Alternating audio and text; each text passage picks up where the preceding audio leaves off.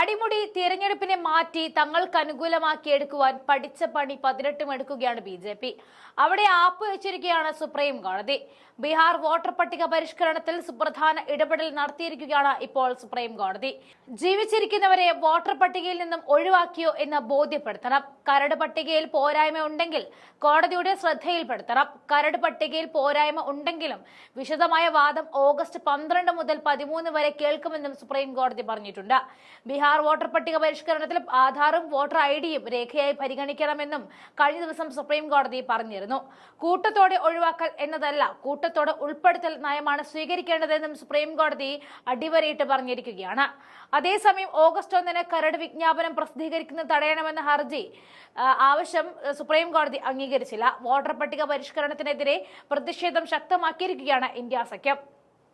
കൂടാതെ ബീഹാറിലെ പ്രത്യേക തീവ്ര വോട്ടർ പട്ടിക പരിഷ്കരണം പുരോഗമിക്കുന്നതിനിടെ തെരഞ്ഞെടുപ്പ് ബഹിഷ്കരിക്കും എന്ന മുന്നറിയിപ്പുമായിട്ട് RJD നേതാവ് തേജസ്വി യാദവ് എത്തുമ്പോൾ അയാൾക്ക് ചുറ്റും അണിനിരക്കുന്നത് ഒരു കൂട്ടം ജനതയാണ്. വോട്ടർ പട്ടിക പരിഷ്കരണത്തിനെതിരെ നിതീഷ് കുമാറിന്റെ പാർട്ടിയും രംഗത്ത് വന്നിട്ടുണ്ട്. ബീഹാറിന്റെ ചരിത്രത്തെക്കുറിച്ച് തെരഞ്ഞെടുപ്പ് കമ്മീഷന് പ്രായോഗിക പരിജ്ഞാനമില്ല എന്നും സംസ്ഥാന താമസക്കാരുടെ മേൽ വോട്ടർ പട്ടിക പരിഷ്കരണം നിർബന്ധിതമായി അടിച്ചേൽപ്പിക്കുന്നു എന്നും JDU പറഞ്ഞു വെച്ചു. ബീഹാറിലെ വോട്ടർ പട്ടിക പരിഷ്കരിക്കുന്നതിനുള്ള പ്രഖ്യാപനം ജൂൺ 24 തെരഞ്ഞെടുപ്പ് കമ്മീഷൻ നടത്തിയിരുന്നു.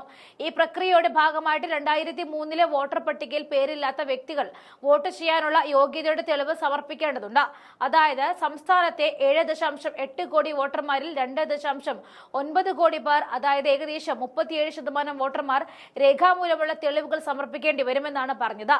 1987 ജൂലൈ 1 മുൻപ് ജനിച്ച വോട്ടർമാരുടെ അവരുടെ ജനന തീയതിയും സ്ഥലവും തെളിയിക്കുന്ന രേഖകൾ ഹാജരാക്കണം. അതേസമയം 1987 ജൂലൈ 1 2004 ഡിസംബർ 2 ഇടയിൽ ജനിച്ചവർ മാതാപിതാക്കളിൽ ഒരാളുടെ ജനന തീയതിയും സ്ഥലവും തെളിയിക്കുന്ന രേഖകൾ സമർപ്പിക്കണമെന്നും 2004 ഡിസംബർ 2 ശേഷം ജനിച്ചവർ അവരുടെ 2 മാതാപിതാക്കളുടെയും ജനന തീയതിയും തെളിയിക്കുന്ന രേഖകൾ ഹാജരാക്കേണ്ടതുണ്ടെന്നും നിലവിലെ വോട്ടർ പട്ടികയിൽ ആരും തൃപ്തരല്ലാത്തത് കൊണ്ട് തന്നെ ഈ പ്രക്രിയ നടന്നുവെന്ന് അവകാശപ്പെട്ടുകൊണ്ട് ജൂലൈ 6 മുഖ്യ തെരഞ്ഞെടുപ്പ് കമ്മീഷൻ ജ്ഞാനേഷ് കുമാർ ഈ പ്രക്രിയയെ ന്യായീകരിച്ച രംഗത്തേക്ക് വന്നിരുന്നു. BJPയുടെ മറ്റൊരു പ്രധാന സഖ്യകക്ഷിയായ തെലുങ്ക് ദേശം പാർട്ടിയും എല്ലാവരും ഇവർക്കെതിരെ രംഗത്തേക്ക് വന്നിരുന്നു. ഈ പ്രതിരോധ കോട്ടയ്ക്ക് കൂടുതൽ ആക്കം കൂട്ടുന്ന തരത്തിലായിരുന്നു സുപ്രീം കോടതി ഇപ്പോൾ തെരഞ്ഞെടുപ്പ് കമ്മീഷനെ പൂട്ടിയിരിക്കുന്നത്. 2004 ഡിസംബർ 2 ശേഷം ജനിച്ചവർക്ക് അവരുടെയും 2 മാതാപിതാക്കളുടെയും ജനന തീയതി തെളിയിക്കുന്ന രേഖകൾ ഹാജരാക്കേണ്ടതുണ്ട്. ഇതായിരുന്നു തെരഞ്ഞെടുപ്പ് കമ്മീഷൻ മുന്നോട്ട് വെച്ച വോട്ടർ പട്ടിക പരിഷ്കരണം. നിലവിലെ വോട്ടർ പട്ടികയിൽ ആരും തൃപ്തരല്ലാത്തത് കൊണ്ട് തന്നെ ഈ പ്രക്രിയ നടത്തേണ്ടി വന്നുവെന്ന് അവകാശപ്പെട്ടുകൊണ്ട് ന്യായീകരിച്ച ജൂലൈ 6 മുഖ്യ തെരഞ്ഞെടുപ്പ് കമ്മീഷണർ ജ്ഞാനേഷ് കുമാർ രംഗത്തേക്ക് വന്നിരുന്നു. അതേസമയം BJPയുടെ മറ്റൊരു പ്രധാന സഖ്യകക്ഷി തെലുങ്ക് ദേശം പാർട്ടിയും ഈ വോട്ടർ പട്ടിക പരിഷ്കരണത്തിനെതിരെ രംഗത്തേക്ക് എത്തിയിരുന്നു.